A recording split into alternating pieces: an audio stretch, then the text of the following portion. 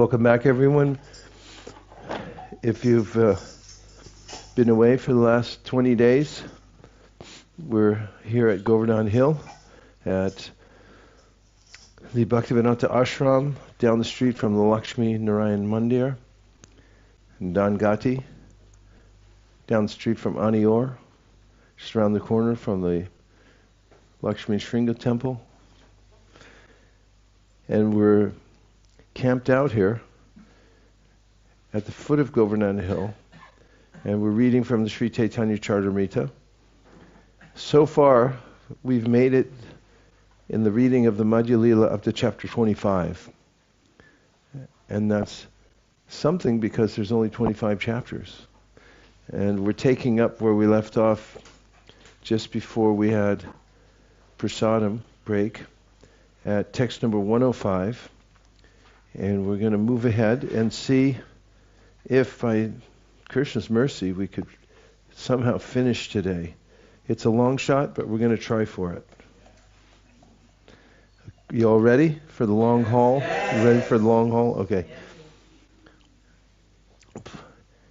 This is Kaviraj Goswami, not me. He said, "Please hear attentively what I shall speak to you. For transcendental knowledge about me is not only scientific, but full of mysteries." This is a quotation from Srimad Bhagavatam 2.9.31 for an explanation. See Adi Lila, chapter 1, text 51. "O Brahma, I shall explain all these truths to you.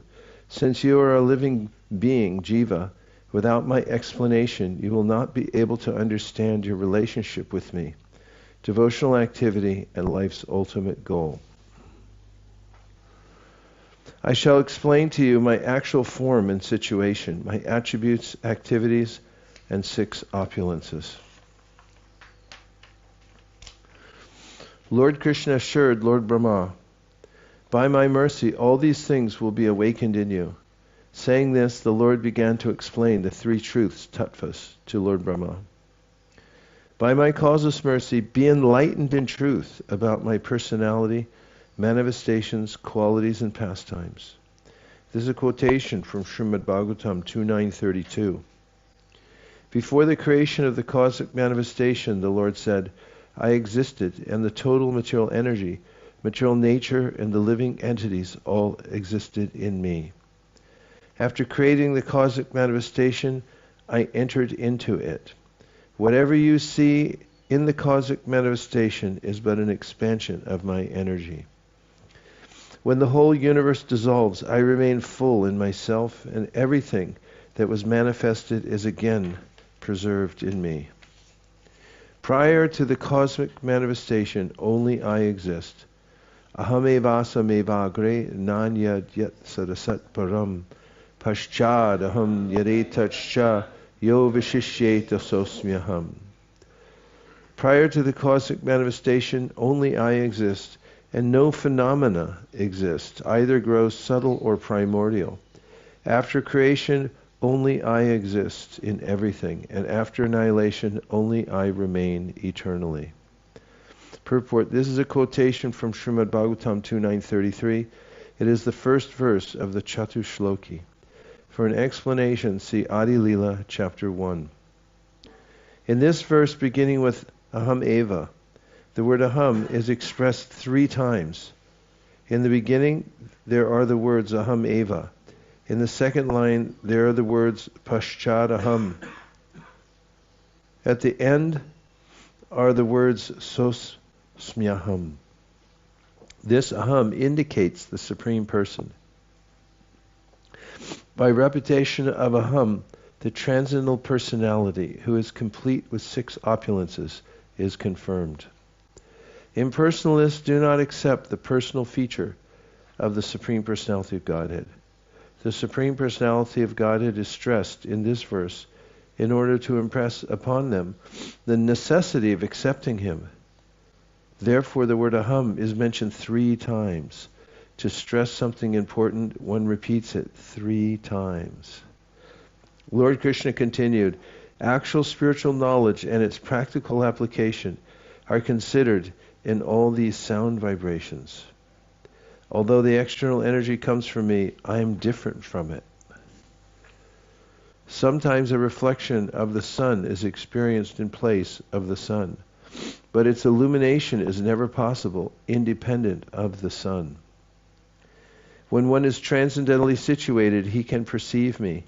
This perception is the basis of one's relationship with the Supreme Lord. Now let me further explain this subject matter. Real spiritual knowledge has to be received from revealed scriptures. After this knowledge is attained, one can begin to perceive his actual spiritual life. Any knowledge achieved by speculation is imperfect. One must receive knowledge from the parampara system and from the Guru. Otherwise, one will be bewildered and will ultimately become an impersonalist. When one very scrutinizingly deliberates, he can realize the personal feature of the Absolute Truth. The Supreme Personality of Godhead is always transcendental to this material creation. Narayana Paro Vyaktat. Narayan, the Supreme Personality of Godhead, is always transcendental. He is not a creation of this material world. Without realizing spiritual knowledge, one cannot understand that the transcendental form of the Lord is always beyond the creative energy. The example of the sun and the sunshine is given. The sunshine is not the sun, but still the sunshine is not separate from the sun. The philosophy of Achintya Bhed Abhed Tattva, simultaneously one and different, cannot be understood by one who is fully under the influence of the external energy. Consequently, a person under the influence of the material energy cannot understand the nature and form of the personality of the Absolute Truth. Ratirtam yat pratiyeta na pratiyeta chatmani tadvidyad atmanomayam yatabhaso yatata maha. What appears to be truth without me is certainly my illusory energy, for nothing can exist without me. It is like a reflection of a real light in the shadows. For in the light there are neither shadows nor reflections. This is a quotation from Srimad Bhagavatam 2.934. It is the second verse of the Chatur Shloki. For an explanation of this verse, see Adi Lila, chapter 1, text 54.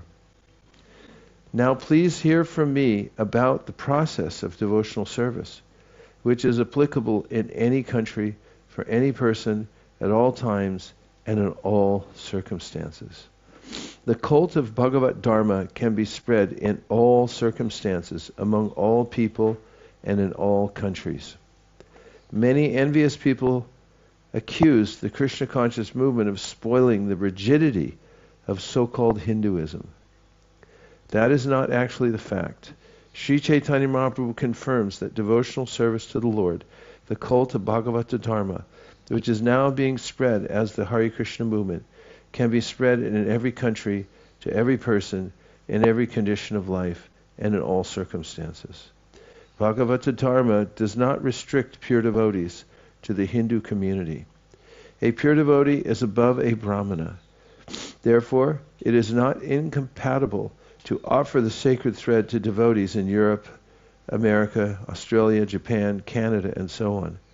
Sometimes these pure devotees who have been accepted by Śrī Caitanya Mahāprabhu are not allowed to enter certain temples in India. Also, some high caste Brahmanas and Goswamis refuse to take prasadam in the temples of the International Society for Krishna Consciousness. Actually, this is against the instruction of Śrī Caitanya Mahāprabhu. Devotees can come from any country, and they can belong to any creed or race. On the strength of this verse, those who are actually devotees and followers of Śrī Caitanya Mahāprabhu must accept devotees from all parts of the world as pure Vaishnavas. They should be accepted not artificially, but factually. One should see how they are advanced in Krishna consciousness and how they are conducting deity worship, Sankirtan, and Rathayatra. Considering all these points, the envious persons must henceforward refrain from their malicious atrocities. Malicious atrocities. As far as religious principles are concerned, there is a consideration of the person, the country, the time, and the circumstance. In devotional service, however, there's no such considerations. Devotional service is transcendental to all such considerations. When we are on the material platform, there are different types of religions: Hinduism, Christianity, Islam, Buddhism, and so forth. These are instituted for a particular time, a particular country, or a particular person. Consequently, there are differences. Christian principles are different from Hindu principles, and Hindu principles are different from Muslim and Buddhist principles. These may be considered on the material platform, but when we come to the platform of transcendental devotional service, there are no such considerations. The transcendental service of the Lord, sadhana bhakti, is above these principles. The world is anxious for religious unity, and that common platform can be achieved in transcendental devotional service. This is the verdict of Śrī Caitanya Mahāprabhu. When one becomes a Vaishnava, he becomes transcendental to all these limited considerations. This is confirmed by Lord Krishna in the Bhagavad Gita 14:26. Mamja yo vyavicharena bhakti yogena sevate sagunan samatityaitan pramabhuyaya kolpate. One who engages in full devotional service, unfailing in all circumstances, at once transcends the modes of material nature and thus comes to the level of Brahman. The devotional activities of the Krishna consciousness movement are completely transcendental to material considerations. As far as different faiths are concerned, religions may be of different types, but on the spiritual platform, everyone has an equal right to execute devotional service.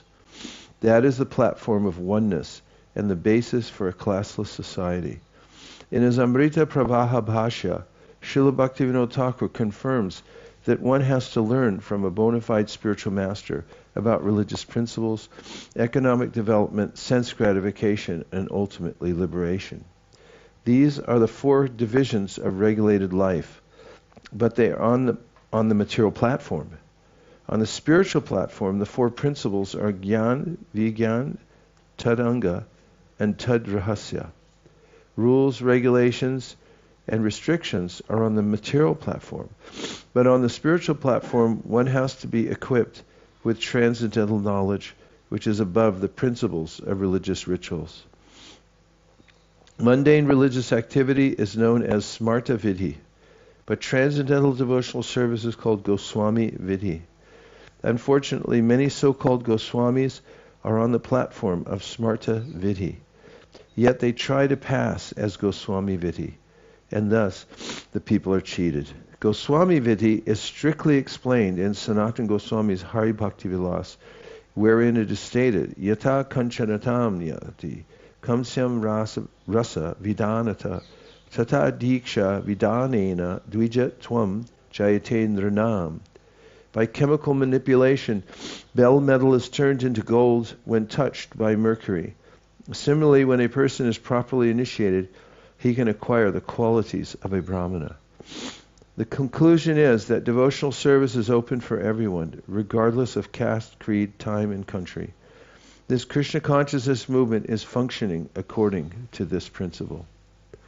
It is therefore the duty of every man in every country, in every circumstance, and at all times, to approach a bona fide spiritual master, question him about devotional service, and listen to him explain the process. Itavad eva jignasyam tattva jignasunatmanaha anvaya vyatareka abhyam yat syat sarvatra sarvada. A person interested in transcendental knowledge must therefore always directly and indirectly inquire about it to know about the all-pervading truth. This is a quotation from Srimad Bhagavatam 2.936. It is the fourth verse of the Chatur Shloki. For an explanation, see Adi Lila chapter 1, text 56. Supreme affection for me is called love of Godhead, and that is the ultimate goal of life. Let me explain by a practical example the natural characteristics of such love. The five material elements are existing inside and outside of every living entity. Similarly, I, the Supreme Personality of Godhead, am manifest within the heart of the devotee as well as outside his body. The pure devotee knows that he is a servant of Krishna eternally. He knows that everything can be used in the service of the Lord. As the material elements, yata mahanti bhutani bhuteshu chavacheshvanu, pravishtan yapavishtani tatateshu nateshvaham. As the material elements enter the bodies of all living beings and yet remain outside them all, I exist within all material creations and yet am not within them. This is a quotation from Srimad Bhagavatam 2.935. It is also the third verse of the Chaturshloki. A highly elevated devotee can bind me, the Supreme Personality of Godhead, in his heart by love. Wherever he looks, he sees me and nothing else. Vishuddhi hridayamna yasya sakshad darir avasha vihito pyago ganasha pranayarasanaya dritangri padma sabhavati bhagavati pradana bhagavata pradana ukta.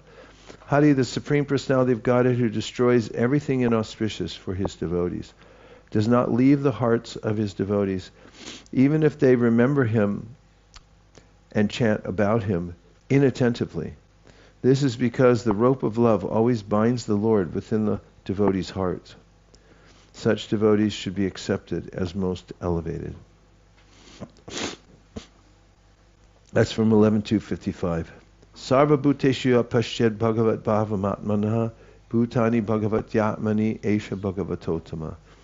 A person advanced in devotional service sees within everything the soul of all souls, the Supreme Personality of Godhead, Śrī Krishna. Consequently, he always sees the form of the Supreme Personality of Godhead as a cause of all causes and understands that all things are situated in him. All the gopis assembled to chant the transcendental qualities of Krishna very loudly, and they began to wander from one forest to another like mad women. They began to inquire about the Lord, who is situated in all living entities, internally and externally. Indeed, they even asked all the plants and vegetables about him, the Supreme Person. Purport. This is a quotation from Srimad Bhagavatam 10.30.4. The gopis almost went mad due to Krishna suddenly leaving the rasa dance. Because the gopis were fully absorbed in thoughts of Krishna, they were imitating his different postures and pastimes. They became very much saddened because of his absence. And this incident is explained by Shukadeva Goswami to Maharaj Parikshit. Śrī Caitanya Mahāprabhu continued. Thus one's relationship with the Lord, activities in devotional service, and the attainment of the highest goal of life, love of Godhead, are the subject matters of Srimad Bhagavatam. Vadanti tattvavidas tattvam yajñanamadvayam brahmeti paramatmeti bhagavan iti shabdyate. The absolute truth is known by the self-realized souls as a unified identity known by different names. A unified identity known by different names. Impersonal Brahman, localized Paramatma, and Bhagavan, Supreme Personality of Godhead. Obviously from 1 to 11 Bhagavatam. Before the cosmic manifestation was created, the creative propensity was merged in the Supreme Lord's person. At that time, all potencies and manifestations were preserved in his personality. The Lord is the cause of all causes, and he is the all-pervading, self-sufficient person. Before the creation, he existed with his spiritual potency in the spiritual world, wherein various Vaikuntha planets are manifested. Ete chamsha kalapumsa krishnastu bhagavan swayam indrari vyakulam lokam vridayanti yuge yuge. All these incarnations of Godhead are either plenary portions or parts of the plenary portions of the Purusha avatars. But Krishna is the Supreme Personality of Godhead himself. In every age he protects the world through his different features when the world is disturbed by the enemies of Indra. Bhagavatam 1.3.28. This is one's eternal relationship with the Supreme Personality of Godhead. Now please hear about the execution of devotional service. This principle pervades each and every verse of Srimad Bhagavatam. Bhaktyaham ekaya grahya shradhayatma priyasatam bhakti punati manishta shwapakan apisambhavat. Lord Krishna said, being very, very dear to the devotees and sadhus, I am attained through unflinching faith and devotional service. This bhakti yoga system, which gradually increases attachment for me, purifies even a human being born among dog eaters. This is to say, everyone can be elevated to the spiritual platform by the process of bhakti yoga. Nasadhyati mam yogo na sankyam dharma uddhava na swadhyayas tapastyago yata bhaktir mamorjita.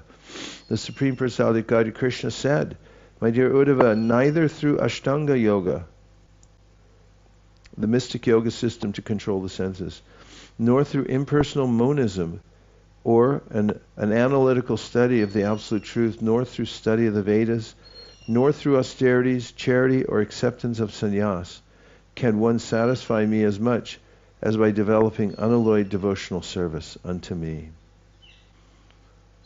Bhayam dvitiya binibeshata syad ishad apetasya viparyayo smriti tamaya ato buddha abhajet tam bhaktyayika yesha sham gurudeva tatma. When the living entity is attracted by the material energy which is separate from him, he is overpowered by fear. Because he is separated from the Supreme Personality of Godhead by the material energy, his conception of life is reversed. In other words, instead of being the eternal servant of Krishna, he becomes Krishna's competitor. This is called viparya smriti. To nullify this mistake, one who is actually learned and advanced worships the Supreme Personality of Godhead as his spiritual master, worshipful deity and source of life. He thus worships the Lord by the process of unalloyed devotional service. Srimad Bhagavatam 11.2.37. Now hear from me what actual love of Godhead is. It is the prime object of life and is symptomized by bodily trembling, tears in the eyes, chanting and dancing. Smarantas, this is the verse we started with, remember? Smarantas smarantascha mito gauga haram harim bhakta sanjataya bhaktya bhibrat yupulakam tanum.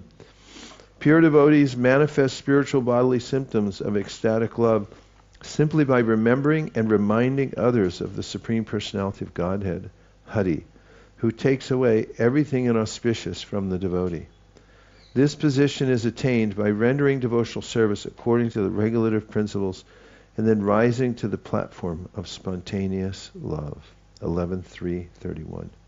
Evam vratasva priyanama kirtya jatara rogo trutachitta uchai asatyato rodati rauti gayatun madhavan nrityati lokabhayaha. When a person is actually advanced and takes pleasure in chanting the holy name of the Lord who is very dear to him, he is agitated and loudly chants the holy name. He also laughs, cries, becomes agitated, and chants like a madman, not caring for outsiders. Bhagavatam 11.2.40. Srimad Bhagavatam gives the actual meaning of the Vedanta Sutra. The author of the Vedanta Sutra is Vyasadeva, and he himself explained those aphorisms in the form of Srimad Bhagavatam. Arto yam brahmasutranam bharatart vinarnaya Gayatri Pasha Ruposa Vedartha Paririmrita Purananam Samarupa Sakshad Bhagavato Dita Dvadasha Skanda Yukto Yam Shata Vicheda Samyuta Grantos Dadasha Sahasra Srimad Bhagavatadibi Srimad Bhagavatadbida. The meaning of the Vedanta Sutra is present in Srimad Bhagavatam. The full purport of the Mahabharata is also there.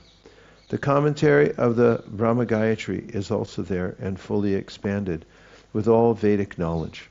Srimad Bhagavatam is the Supreme Purana, and it was compiled by the Supreme Personality of Godhead in his incarnation as Vyasadeva.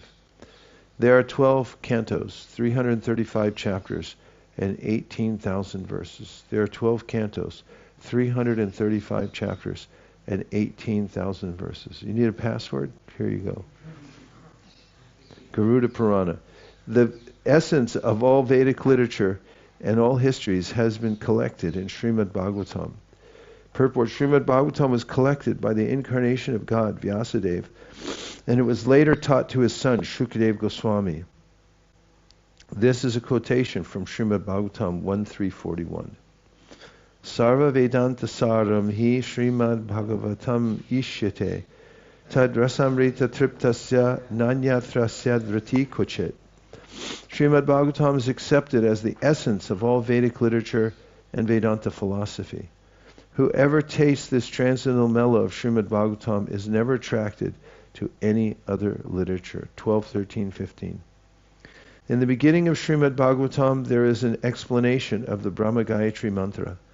The absolute truth, Satyam Param, indicates the relationship, and we meditate, Dhimahi, on him, indicates the execution of devotional service and the ultimate goal of life.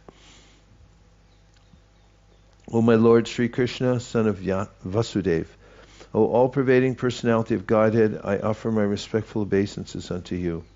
I meditate upon Lord Śrī Caitanya because he is the absolute truth and the primeval cause of all causes of the creation, sustenance, and destruction of the manifested universes. He is directly and indirectly conscious of all manifestations, and he is independent because there is no other cause beyond him. It is he only who first imparted the Vedic knowledge unto the heart of Brahmaji, the original living being.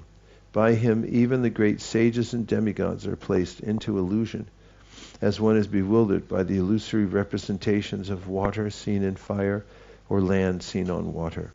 Only because of him do the material universes, temporarily manifested by the reactions of the three modes of material nature, appear factual, although they are unreal.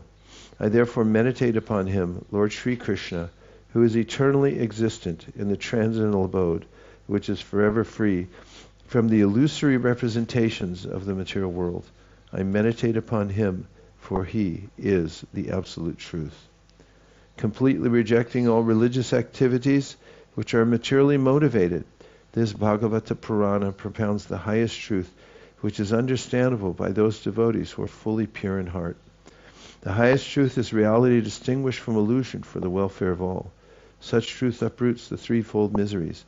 This beautiful Bhagavatam, compiled by the great sage Vyasadeva in his maturity, is sufficient in itself for God realization. What is the use of any other scripture? As soon as one attentively and submissively hears the message of Bhagavatam, by this culture of knowledge, the Supreme Lord is established within his heart. Srimad Bhagavatam gives direct information of the mellows derived from service to Krishna. Therefore, Srimad Bhagavatam is above other Vedic literatures.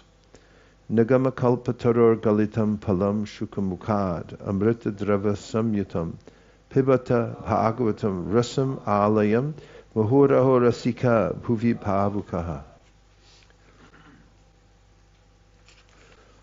The Srimad Bhagavatam is the essence of all Vedic literatures, and is considered the ripened fruit of the wish-fulfilling tree of Vedic knowledge.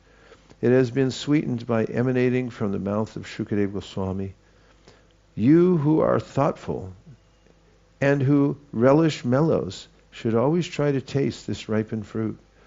O thoughtful devotees, as long as you are not absorbed in transcendental bliss, you should continue tasting this Srimad Bhagavatam. And when you are fully absorbed in bliss, you should go on tasting its mellows forever. We never tire. Swayam tu navritiptama uttama shloka vikrame yat shrinvatam rasagyanam swadu swadu pade pade. We never tire of hearing the transcendental pastimes of the personality of Godhead, who is glorified by hymns and prayers. Those who enjoy association with him relish hearing of his pastimes at every moment.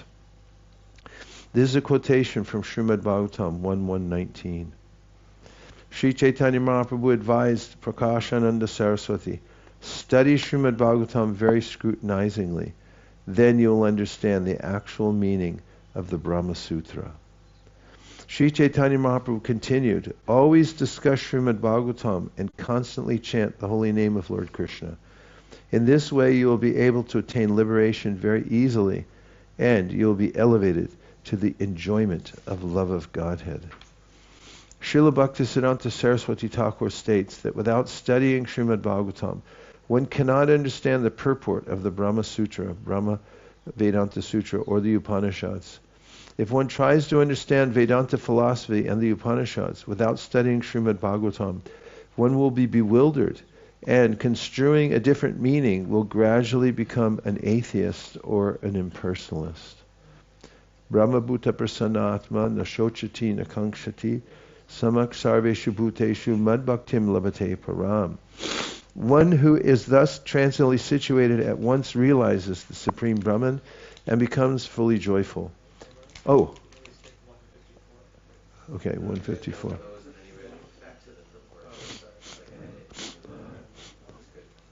Am I okay? Okay, thank you. One who is thus transcendently situated at once realizes the Supreme Brahman and becomes fully joyful.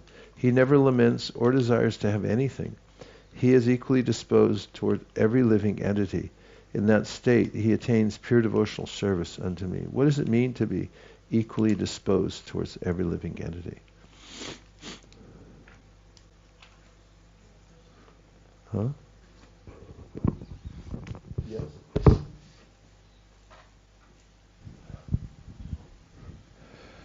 My thought is there's no grudges. There's no biases. Everyone is a fit candidate of being treated with honor and respect. That's my understanding. What does it feel like? How does it feel?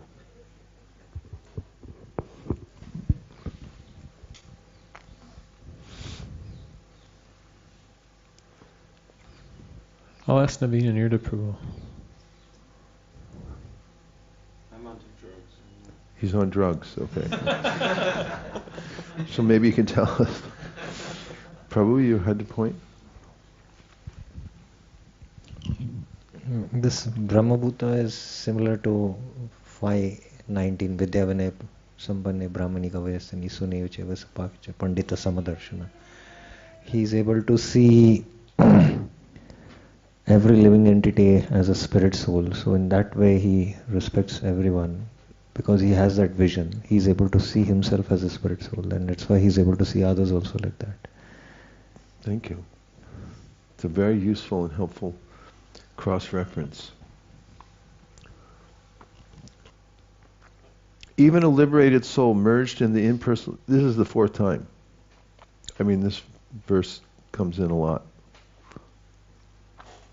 Even a liberated soul merged in the impersonal Brahman effulgence is attracted to the pastimes of Krishna. He thus installs the deity and renders the Lord service.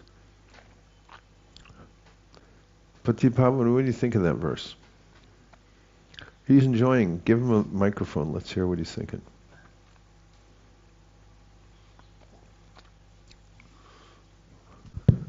It brings to mind the three-part seminar His Grace Hare Kṛṣṇa Mahāprabhu did at ISV, and they're analyzing and refuting Mayavad philosophy, and at the end he discusses how even the Mayavadis are so attracted to this bhakti movement, and that he quotes one Mayavadi who wrote a prayer describing a blue effulgence which is running around in the land of Vrindavan. So even they can't escape it, although their intelligence is still not pure, but they have that desire. It just strikes me, in my mind's eye, when I hear about being merged in the effulgence, I think of a soul homogeneously mixed in. It's like, how's he going to install a deity of Hare Kṛṣṇa there? He might stand out and disturb the other souls there.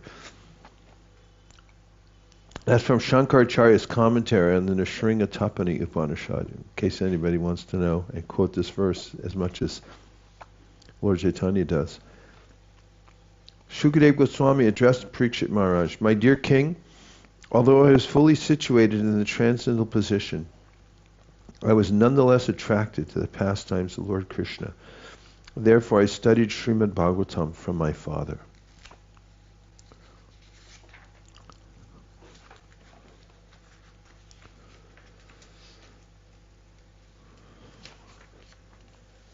Tasyaravinda nayanasya padaravinda kinjalka mishra tulasi makaranda vayu antargatasva vivarina chakara tesham shankshobham akshara jusham apichittatanvo. When the breeze carrying the aroma of tulsi leaves and saffron from the lotus feet of the personality of Godhead entered through the nostrils into the hearts of those sages, the Kumaras, they experienced a change in both body and mind, even though they were attached to the impersonal Brahman understanding. Third canto. Atmaramas jamunayo nirgranta apyarukrame kurvantya haitu kim bhaktim itam bhuta guno hari. Those who are self-satisfied and unattracted by external material desires are also attracted to the loving service of Śrī Krishna, whose qualities are transcendental and whose activities are wonderful. Hari, the Supreme Personality of Godhead, is called Krishna because he has such transcendently attractive features. 1.7.10 Bhagavatam.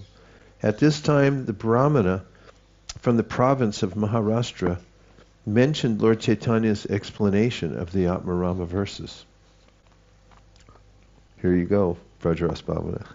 Get ready.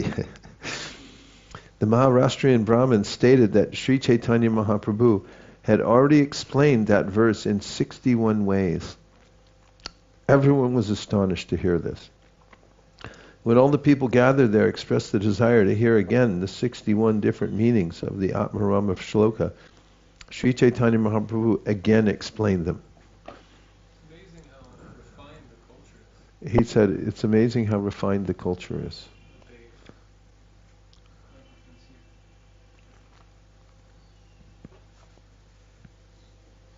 It's amazing how refined the culture is that they find that explanation to be so fascinating that they want to hear it over and over again. Because as we were saying yesterday, it can be tedious, but we came to a conclusion, so it was enlivening. But it's amazing that it's just... Are you finding some contrast between that and the 10-second reel? Of a cat catching onto a bear or something like that. When everyone heard Śrī Caitanya Mahāprabhu's explanation of the Atmarama Shloka, everyone was astonished and struck with wonder. They concluded that Śrī Caitanya Mahāprabhu was none other than Lord Krishna himself. After giving those explanations again, Śrī Caitanya Mahāprabhu arose and took his leave. All the people there offered their obeisances unto him and chanted the mahā-mantra. All the inhabitants of Kashi, Varanasi, began chanting the Hare Kṛṣṇa mahā-mantra in ecstatic love. Sometimes they laughed, sometimes they cried, sometimes they chanted, and sometimes they danced.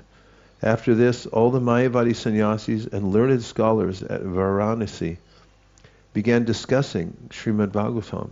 In this way, Śrī Caitanya Mahāprabhu delivered them. It's the beginning of Bhadra Purnima.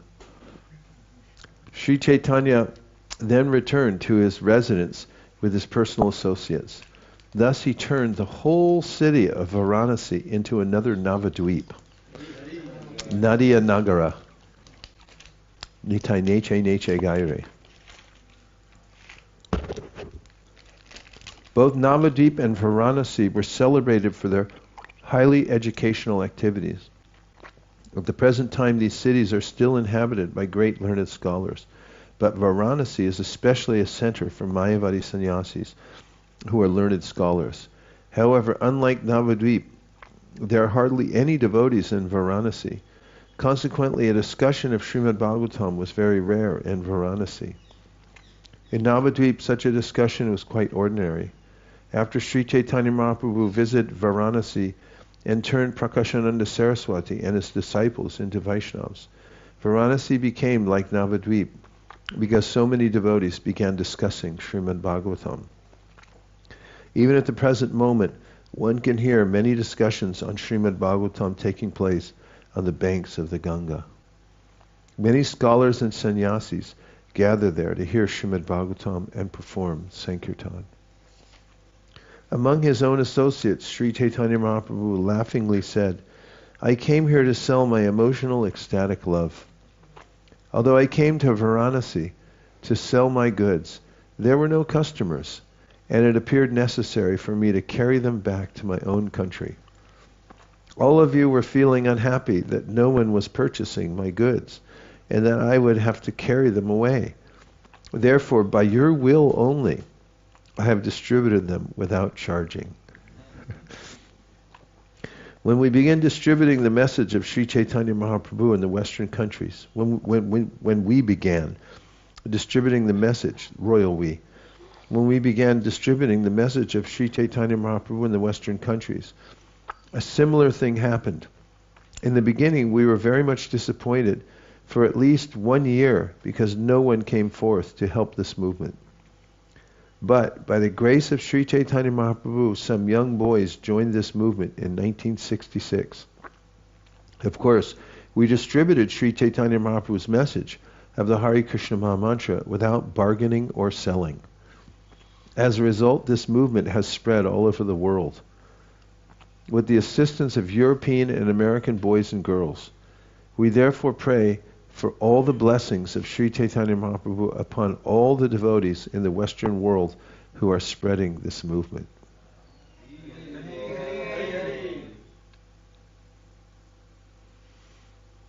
All the Lord's devotees then said, "You have incarnated to deliver fallen souls.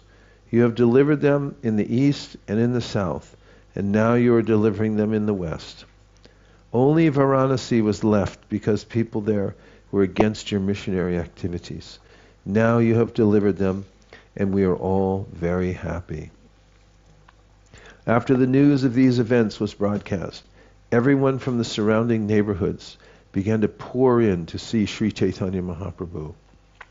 Hundreds of thousands of people came to see Śrī Caitanya Mahāprabhu. There was no counting the number because the Lord's residence was very small. Not everyone could see him. When Śrī Caitanya Mahāprabhu went to take his bath in the Ganges and to see the temple of Vishveshvara, people would line up on both sides to see the Lord. When Śrī Caitanya Mahāprabhu passed by the people, he would raise his arms and say, "Please chant Krishna, please chant Hari."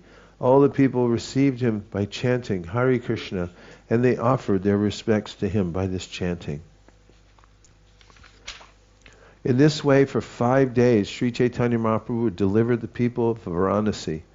Finally, on the next day, he became very eager to leave. After rising very early on the 6th day, Śrī Caitanya Mahāprabhu started to leave, and 5 devotees began to follow him.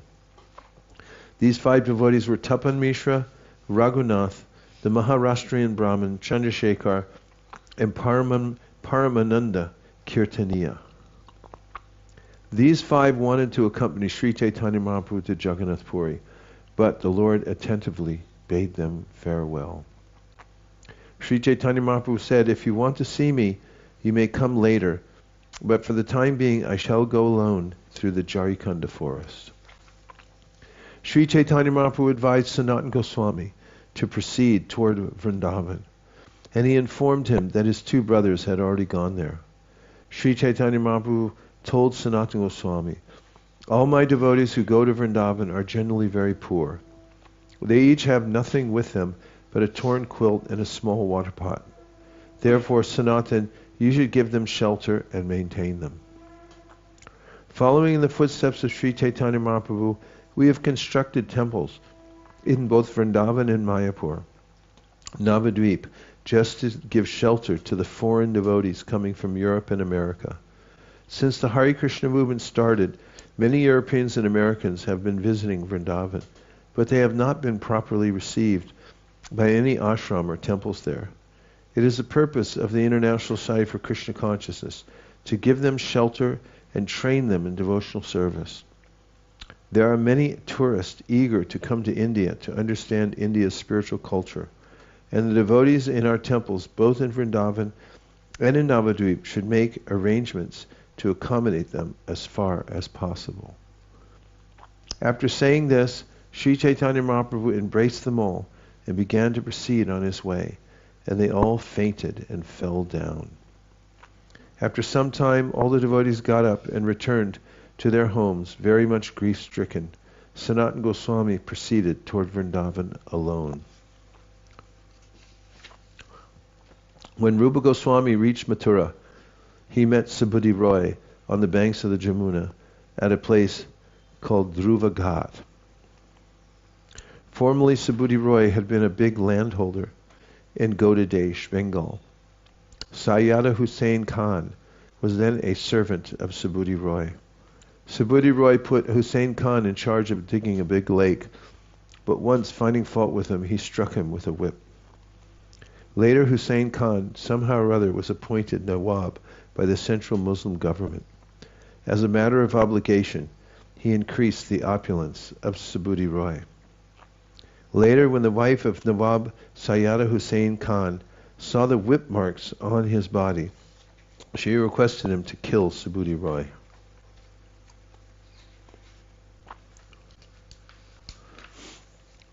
Hussain Khan replied, "Subhuti Roy has maintained me very carefully. He was just like a father to me." He said, "Now you are asking me to kill him. This is not a very good proposal." Bhala nahe kata.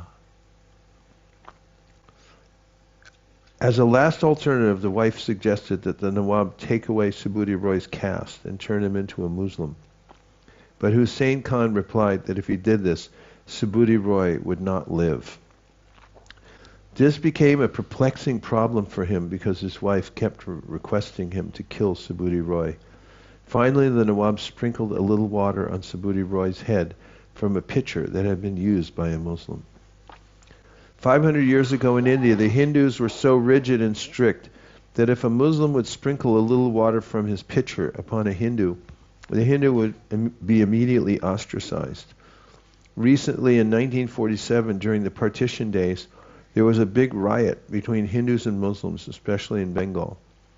The Hindus were forcibly made to eat cow's flesh, and consequently they began crying, thinking that they had become Muslims. Actually, the Muslims in India did not come from the country of the Muslims, but Hindus instituted the custom that somehow or other, if one contacted a Muslim, he became a Muslim. Rupa and Sanatana Goswami were born in a high Brahmin family, but because they had accepted employment under a Muslim government, they were considered Muslims.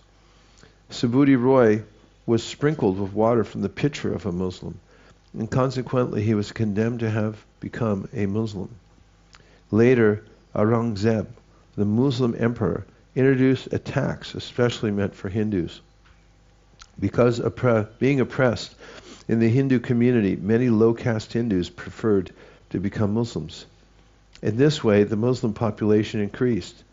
Later, the British government made it a policy to divide the Hindus and the Muslims, and thus they maintained ill feelings between them. The result was that India was divided into Pakistan and Hindustan. From early histories, it appears that the entire earth was under one culture, Vedic culture. But gradually, due to religious and cultural divisions, the rule fragmented into many subdivisions. Now the earth is divided into many countries, religions, and political parties. Despite these political and religious divisions, we advocate that everyone should unite under one culture, Krishna consciousness. People should accept one God, Krishna, one scripture, the Bhagavad Gita, and one activity, devotional service to the Lord. Thus people may live happily upon this earth and combine to produce sufficient food. In such a society, there would be no question of scarcity, famine, or cultural or religious degradation. So-called caste systems and national divisions are artificial. According to our Vaishnava philosophy, these are all external bodily designations. The Krishna consciousness movement is not based upon bodily designations. It is a transcendental movement on the platform of spiritual understanding. If the people of the world understood that the basic principle of life is spiritual identification, they would understand that the business of the spirit soul is to serve the Supreme Spirit, Krishna. As Lord Krishna says in Bhagavad Gita, Mamaivam sho jiva loke, jiva bhuta sanatana. The living entities in this conditioned world are my fragmental parts. All living entities in different life forms are sons of Krishna. Therefore, they are all meant to serve Krishna, the original Supreme Father. If this philosophy is accepted, the failure of the United Nations to unite all nations will be sufficiently compensated all over the world by a great Krishna consciousness movement. Recently we had talks with Christian leaders in Australia, including the Catholic Bishop of Melbourne, and everyone there was pleased with our philosophy of oneness in religious consciousness. Taking the Nawab sprinkling water upon him as an opportunity, Subhuti Roy left his family and business affairs and went to Varanasi. It appears that Subhuti Roy was a big landholder and a responsible, respectable gentleman. He could not, however, avoid the social misconception that one becomes a Muslim when water is sprinkled on one's face from a Muslim's pitcher. Actually, he was planning to give up his material life and leave his family. Hindu culture recommends 4 divisions: brahmacharya, grihastha, vanaprastha, and sannyas. Subhuti Roy was thinking of taking sannyas, and by the grace of Krishna, he received this opportunity. He therefore left his family and went to Varanasi. The system of Varnashrama Dharma is very scientific. If one is directed by the Varnashram institution, he will naturally think of retiring from family life at the end of his life. Therefore, sannyas is compulsory at the age of 50. When Subhuti Roy consulted the learned brahmanas at Varanasi, asking them how his conversion to Islam could be counteracted, they advised him to drink hot ghee and give up his life. Very practical. When Subhuti Roy consulted some other Brahmins, they told him that he had not committed a grievous fault, and that consequently he should not drink hot ghee and give up his life. As a result, Subhuti Roy was doubtful about what to do. Some things never change, right? This is another instance of Hindu custom. One Brahmana would give advice condoning a particular fault, and another would give advice to the contrary. Typically, lawyers and physicians differ, giving one kind of instruction and then another. Due to the Brahmanas' differing opinions, Subhuti Roy became further perplexed. He did not know what to do or what not to do. In a state of perplexity, Subhuti Roy met Śrī Caitanya Mahāprabhu when the Lord was at Varanasi.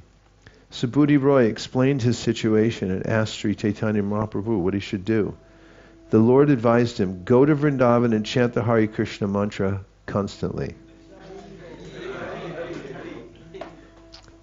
This is a solution to all sinful activities. In this age of Kali, everyone is perplexed by so many inconveniences, social, political, and religious, and naturally no one is happy. Due to the contamination of this age, everyone has a very short life. There are many fools and rascals who advise people to adopt this way of life or that way of life, but real liberation from life's perplexities means preparation for the next life. Tata dehantara praptir dhiras tatana muyati. One should be situated in his spiritual identity and return home back to Godhead. The simplest method for this is recommended herein by Śrī Caitanya Mahāprabhu. We should constantly chant the holy names of the Lord, the Hare Kṛṣṇa mahā-mantra. Following in the footsteps of Śrī Caitanya Mahāprabhu, the Krishna consciousness movement is recommending this process all over the world. We are saying, chant the Hare Kṛṣṇa mahā-mantra, be freed from all the complexities of life, and realize Krishna, the Supreme Personality of Godhead. Engage in his devotional service and perfect your life so that you can return home back to Godhead. Śrī Caitanya Mahāprabhu further advised Subhuti Roy, begin chanting the Hare Kṛṣṇa mantra, and when your chanting is almost pure, all your sinful reactions will go away. After you chant perfectly, you will get shelter at the lotus feet of Krishna.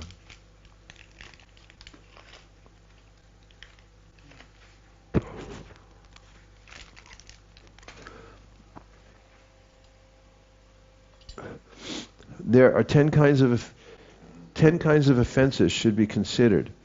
In the beginning, when one is initiated into the chanting of the Hare Kṛṣṇa mahā-mantra, there are naturally many offenses. Therefore, the devotee should very carefully try to avoid these offenses and chant purely. This does not mean that the Hare Kṛṣṇa mahā-mantra is sometimes pure and sometimes impure.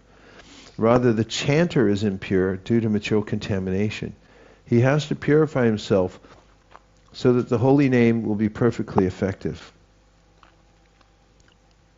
Chanting the holy name of the Lord inoffensively will help one get immediate shelter at Krishna's lotus feet. This means that by excuse me.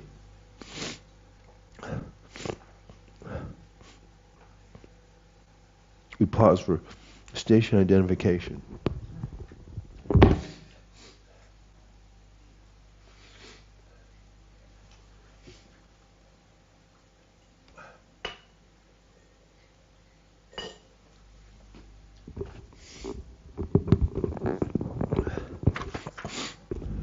This does not mean that the Hare Kṛṣṇa mahā-mantra is sometimes pure and sometimes impure. Rather, the chanter is impure due to material contamination. He has to purify himself so that the holy names will be perfectly effective. Chanting the holy name of the Lord inoffensively will help one get immediate shelter of Krishna's lotus feet. This means that by chanting purely, one will immediately be situated on the transcendental platform. We should note, however, that according to Śrī Caitanya Mahāprabhu's instructions, one should not wait to purify himself before chanting the Hare Kṛṣṇa mantra. Whatever our condition may be, we should begin chanting immediately. By the power of the Hare Kṛṣṇa mantra, we will gradually be relieved from all material contaminations and will get shelter at the lotus feet of Krishna, the ultimate goal of life. When you are situated at the lotus feet of Krishna, no sinful reaction can touch you. This is the best solution to all sinful activity. Thus, receiving the order from Śrī Caitanya Mahāprabhu to go to Vrindavan, Subhuti Roy left Varanasi and went through Prayag, Ayodhya, and Naimisharanya toward Vrindavan. Subhuti Roy stayed for some time at Naimisharanya. During that time, Śrī Caitanya Mahāprabhu went to Prayag after visiting Vrindavan. After reaching Mathura, Subhuti Roy received information of the Lord's itinerary. He became very unhappy because he was not able to contact the Lord. Subhuti Roy would collect dry wood in the forest and take it to the city of Mathura to sell. For each load he would receive 5 or 6 paisa. Earning his livelihood by selling dry wood, Subhuti Roy would live on only 1 paisa's worth of fried chickpeas, and he would deposit whatever other paisa he had with some merchant. In those days, there was no banking system like the one now found in Western countries. If one had excess money, he would deposit it with some merchant, usually a grocer. That was the banking system. Subhuti Roy would deposit his extra money with a mercantile man and spend it when necessary. When one is in the renounced order, saving money is not recommended. However, if one saves money for the service of the Lord or a Vaishnava, that is accepted. These are the dealings of Subhuti Roy, who is one of the confidential devotees of Śrī Caitanya Mahāprabhu. Śrī Rupa Goswami also followed this principle by spending 50% of his money in order to serve Krishna through Brahmins and Vaishnavas. He gave 25% of his money to relatives and 25% he deposited in the custody of a merchant. These are the approved methods recommended in the Chaitanya Charitamrita. Whether in the renounced order or in the Grahastha order, a Vaishnava should follow these principles set forth by the previous acharyas. Subhuti Roy used to spend his savings to supply yogurt to Bengali Vaishnavas who came to Mathura. He also gave them cooked rice and oil massages. When he saw a poverty-stricken Vaishnava, he would use his money to feed him. There is a special reference for the maintenance of Bengali Vaishnavas. This is a special reference. A Gaudiya Vaishnava is a Bengali Vaishnava. Most of the devotees of Lord Chaitanya at that time were Gaudiyas and Oriyas, inhabitants of Bengal and Orissa. There are still many hundreds of thousands of his followers in Bengal and Orissa. Bengalis are habituated to eating cooked rice as their staple food. When they went to Mathura in the north, they found that the people generally ate chapatis or rotis made of wheat. The Bengalis could not digest this food because they were used to cooked rice. Therefore, as soon as Subhuti Roy saw a Bengali Vaishnava arriving in Mathura, he would try to supply him with cooked rice. Bengalis are also accustomed to taking a massage with mustard oil. In any case, Subhuti Roy wanted to serve the Vaishnavas according to their needs.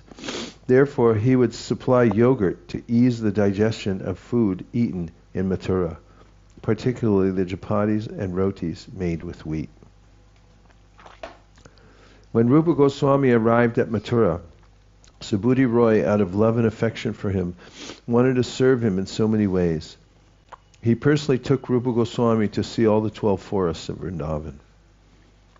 Srila Rupa Goswami had been a minister in the government of Hussain Shah, and Subhuti Roy was also known to Hussain Shah, because as a boy the Shah had been Subhuti Roy's servant. It appears that Subhuti Roy was elderly, yet while he was living in Mathura, he showed Rupa Goswami the 12 forests of Vrindavan. Rupa Goswami remained in Mathura and Vrindavan for 1 month in the association of Subhuti Roy. After that, he left Vrindavan to search for his elder brother, Sanatana Goswami. When Rupa Goswami heard that Chaitanya Mahāprabhu had gone to Prayag on the road along the banks of the Ganges, Rupa and his brother Anupam went that way to meet the Lord. After reaching Prayag, Sanatana Goswami, following the order of Śrī Caitanya Mahāprabhu, went to Vrindavan along the public road. This is especially significant because when Sanatana Goswami went from Bengal to Benares, due to the political situation, he did not go along the public road. After meeting Śrī Caitanya Mahāprabhu at Benares, however, he was ordered to proceed to Vrindavan along the public road leading to Mathura. In other words, he was advised not to fear for his political situation. When Sanatana Goswami met Subhuti Roy at Mathura, Subhuti Roy explained everything about his younger brothers, Rupa Goswami and Anupam. Since Sanatana Goswami went along the public road to Vrindavan, and Rupa Goswami and Anupam went along the road along the Ganges banks, it was not possible for them to meet. Subhuti Roy and Sanatana Goswami had known each other before accepting the renounced order. Therefore, Subhuti Roy showed much affection to Sanatana Goswami, but Sanatana Goswami hesitated to accept his sentiments and affections. Being very advanced in the renounced order, Sanatana Goswami used to wander from forest to forest, never taking shelter of any habitation built of stone. He used to live under trees or beneath bushes, both day and night. Srila Sanatana Goswami collected some books about archaeological excavations in Mathura, and wandering in the forest, he sought to renovate all those holy places. Sanatana Goswami remained in Vrindavan, and Rupa Goswami and Anupam returned to Varanasi. When Rupa Goswami arrived at Varanasi, he met the Maharashtrian Brahmin, Chandrasekhar and Tapana Mishra. While Rupa Goswami was staying at Varanasi, he resided at the house of Chandrasekhar and took prasadam at the house of Tapana Mishra. In this way, he heard of Śrī Caitanya Mahāprabhu's instructions to Sanatana Goswami at Varanasi. While staying at Varanasi, Rupa Goswami heard of all of Śrī Caitanya Mahāprabhu's activities. When he heard of his deliverance of the Mayavadi sannyasis, he became very happy. When Rupa Goswami saw that all the people of Varanasi respected Śrī Caitanya Mahāprabhu, he became very happy. He even heard stories from the general populace. After staying at Varanasi for about 10 days, Rupa Goswami returned to Bengal. In this way, I have described the activities of Rupa and Sanatan. We'll take a couple of reflections or questions. 3, 2, 1. Gopinath.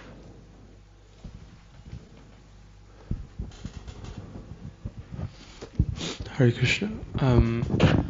When we were reading the section about Varanasi and the residents being so blissed out at the idea of seeing Mahaprabhu bathe in the Ganges and following him everywhere and this sort of thing, it reminded me a lot of Satsvarupa Maharaj's book, Śrī Caitanya Mahāprabhu. It's a translation of the diary entries of a couple, husband and wife, and whilst the husband is away from home, the wife sees Mahaprabhu come to the village, and she describes like such a beautiful rendition. It's just a translation of Mahaprabhu arriving and just hundreds of thousands of people coming and just destroying the village, basically. We're just running it over, and she's so like taken aback and so attracted by this. And from hundreds of meters away, she sees Mahaprabhu in the crowd, and she's just like so awestruck, and they become devotees, and it's just such a nice description. And I'd recommend it to other people. What's it called? Śrī Caitanya Mahāprabhu by Satsvarupa Maharaj. Śrī Caitanya Mahāprabhu by Satsvarupa Maharaj. It just encapsulates this. I was reminded, and this same mood is there, but bigger. Thanks for the suggestion. Devavrata, and then Patita Pavana. I would just like to advocate Sankirtan in Varanasi. It's an ecstatic experience. And when you're distributing books and doing Harinam there, the presence of Śrī Caitanya Mahāprabhu is very palpable. The way people respond to the kirtan, the way they respond to books. And it's just oceans of people practically. I mean, a manageable ocean. But it's people from all over India are there, people from all over the world go there. And it's just a Sankirtan paradise. So it's an advertisement on behalf of Varanasi Sankirtan. I would like to go to Varanasi. Patita Pavana, he's ready to go too.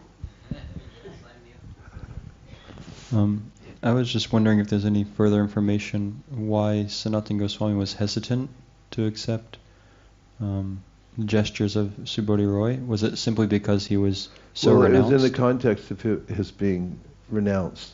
Uh-huh. He was lavishing him with bodily comforts. We want an oil massage. Would you like some yogurt and stuff? And Sanatana Goswami was just like Mahaprabhu. He was very hesitant. The devotees were trying to give him stuff, and he would shun it, or try to anyway. The devotees would do workarounds to get him to take things because they wanted him to. They wanted to please the senses of the Supreme Personality of Godhead. And it's hard when he's a sannyasi. That's why devotees in Navadvip were so disappointed when Mahaprabhu took sannyas, because it makes it harder to offer sense gratification to the Lord once he's in that form.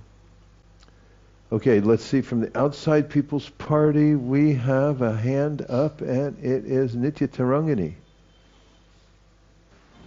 Hare Kṛṣṇa, Guru Maharaj. I just wanted to share my own reflection before I share online comments. When we are reading about Subodhi Roy, it just reminded me of my life before I met the devotees. Like there are so many confusions and so many perplexities that you will face, and once you get in touch with devotees and get instructions from the Shastra, the path, the life becomes much more clear and purposeful. Like, it just reminded me that, having that Subodhi Roy complex, suffering from Well, how about that. a few details?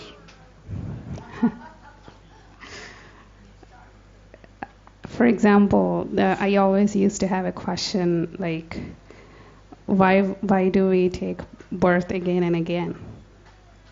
And nobody has given me an answer for that. I have approached my parents, my teachers, and everybody. They gave me answers, but not to I couldn't feel satisfied. But once I read Bhagavad Gita. Well, how did you get the Bhagavad Gita? I think after I started coming to ISV. How did you first start coming to ISV? Ramesh, my husband, he was a devotee before I got married. He's still a devotee. So he introduced me to ISV, and the first day I heard your lecture and kirtan, it just opened up so many doors to so many. I mean, I have every question answered.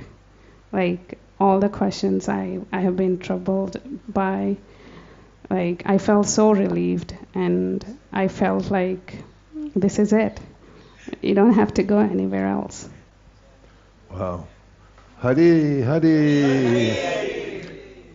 Way to go, Ramesh Prabhu. Thank you so much, Nityacharangi. Hearing these accounts and relating to Subhuti Roy, it's very uplifting, edifying. Not only were these things happening hundreds of years ago, thousands of years ago, but it's the eternal pastime of the Lord to deliver the souls from this world who are sincere. Fantastic. Please go ahead. From our online audience, there is one question from Pritipurna Madhavi Mataji. Hare Kṛṣṇa Maharaj, Dandavat Pranam. If the portion of some money is kept for relatives, like example given of Srila Rupa Goswami, and if relatives use that money for sense gratification and intoxication, do we get karma from that? If you put aside money and then others in your family use it for intoxication or something like that? If portion of her money is given to relatives. Oh. Yeah, that's not a great idea. But, yeah, it's still, it's implicating in some ways. Better to put a special account where they can only take money out for pilgrimage and... Yeah, you can have a stipulated account. You get a what card? Food stand card. A BBT card. You could put it aside and just, it's only for books or pilgrimage.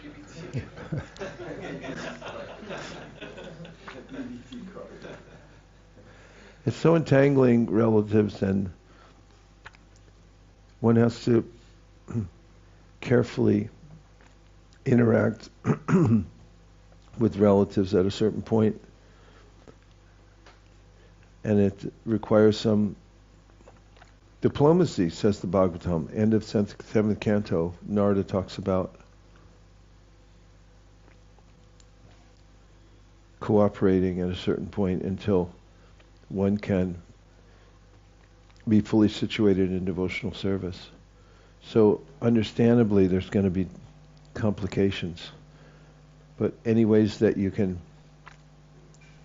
be selective in the way money gets used, the better it is. Nira Kula Devi Dasi. This is more of a technical issue. You are reading from the book, and most of us are reading online. I'm reading from the database, and I have the purport for verse 153. I have a purport at 153, but you had that purport at 154. Yeah, there's been some, since the book was written, this book was published a long time ago. One of the originals. Let me look when this was published. Okay, so the online version is the most updated. Updated, yes. Okay, that's thank right. you. 1996. And only 3,000 copies. Because nobody was distributing Chaitanya Charitamrita back then. Now there's an upward trajectory. I was just showing the devotees at the ICC meeting the other day that the number of Chaitanya Charitamrita sets is steadily being distributed, steadily increasing around the world. It was tricky because we have Bhadra Purnima, and then right after that ends, there's the Live to Give campaign for Bhagavad Gitas, and that's an intense marathon traditionally. And then our marathon for Chaitanya Charitamrita starts on January 1st. And so trying to be careful because people could be a little resistant. We got a little pushback. People say, what are you guys always pushing for? Because we just finished one marathon, you're going to start another one? So we did a gentle campaign for a couple of years. And gradually people realized that Chaitanya Charitamrita is so desirable. And all you have to do is bring it out of the warehouse and make it visible and read it out loud to people, and everyone will want to have one and want their friends to have one too. So it's also catching on the Chaitanya Charitamrita. In any case, yeah, there's differences because of over time there are lots of the Chaitanya Charitamrita obviously was done in record amount of time, and all of the editing and the layout, and it's a miracle that they were able to do it. But as Pradyumna says in his Memories of Srila Prabhupada, Pradyumna was his chief Sanskrit editor. He said everybody knew they're going to have to go back and fix the mistakes right after they had published it because of the fact that it was done so quickly. So that's why over time you find slight variations in the editions. Anything else from the outside people's party? 3, 2, 1. Hare Kṛṣṇa, Guru Maharaj. I have a technical question. Could you please explain the difference between plenary portion, expansion, incarnation, and avatar? Well, avatar is a general term. It means one who crosses down. Comes from above and comes below. Plenary means full potency. Like when you have a plenary meeting, it means everybody's there. It's the full thing. Then incarnation, did you say? Incarnation is another general term. It just means, actually it's Latin, incarne. It means, carne means flesh. So it means the form of the Lord has appeared. So it's kind of generic like avatar. And the other one? Expansion. So the idea of expansion is given in the Brahma Samhita, departure eva hidashantanama bipeta dipayate virvita hetu samana dharma yas tadrageva hicha vishnu chaya vipati govindamadi purusham tamaham bhajami. Brahma said there's one original candle. So that candle in this analogy is Krishna. He's the original. And then if you take the candle and you light other candles, they have the same candle power. The light is the same light, but they're still an original candle. So when we say expansion, it means Krishna is the original, and then he expands into Balaram. Balaram expands into the Chaturvyuha, and then Mahasankarshan, then the secondary Chaturvyuha, and then Mahavishnu, Garbhodakshay Vishnu, Kshirodakshay Vishnu, and then there are unlimited other expansions or incarnations or avatars of Krishna who come for various reasons. Some come as Leela avatars, some come as Yuga avatars, some are Manvantar avatars, some are, as we read earlier. So most of those terms are very generic, and that's generally what they mean, what I just said.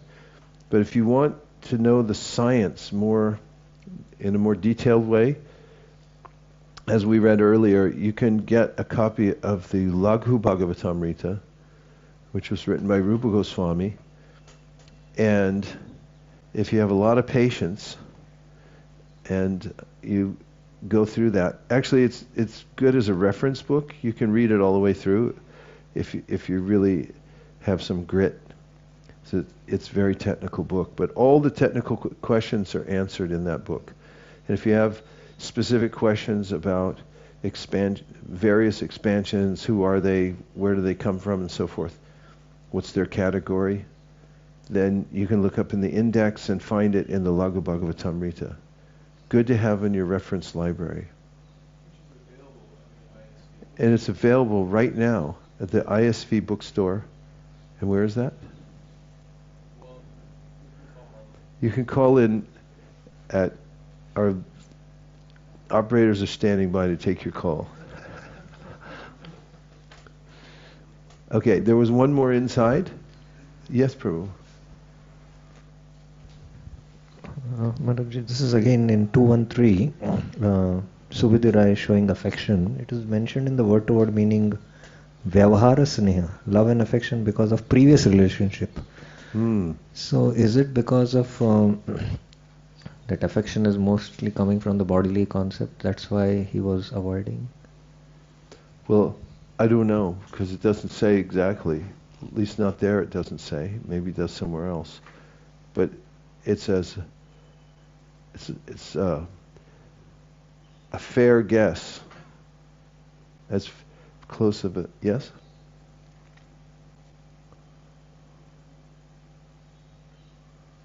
One thought that I was having is that if Subhuti Roy was senior to Sanatana Goswami, sometimes in a relationship between a senior and a junior, if the senior is affectionate, sometimes the junior will be careful to not be as affectionate in response to the senior, even though the senior may be quite accommodating and embracing.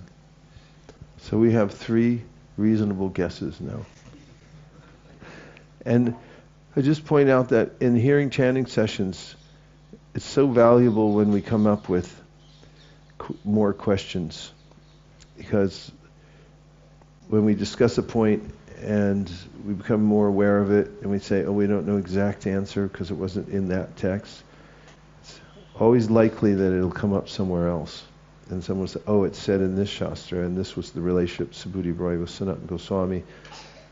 And the only reason we really notice it is because we're in a ready state, because we prepared ourselves by hearing and chanting and coming up with more questions than we have answers. That's really a valuable asset to have. Well, we've got a ways to go to finish. Do you want to soldier forward, or? Yes, please. They both worked for the same Hussein Shah. So they knew each other from their working capacity. So there may have been some relationship there. Did I misunderstand what Prabhu's question or what his point was? So the question from the very beginning was about why Sanatana Goswami is reluctant to take service from Subhuti Roy. Yeah. So it remains a matter of consideration. Thank you, Nirkul. Okay, let's see. It's 4:45. Let's take a 15-minute break. We'll come back here at 5 o'clock and see if we can push forward and finish the Madhya Lila.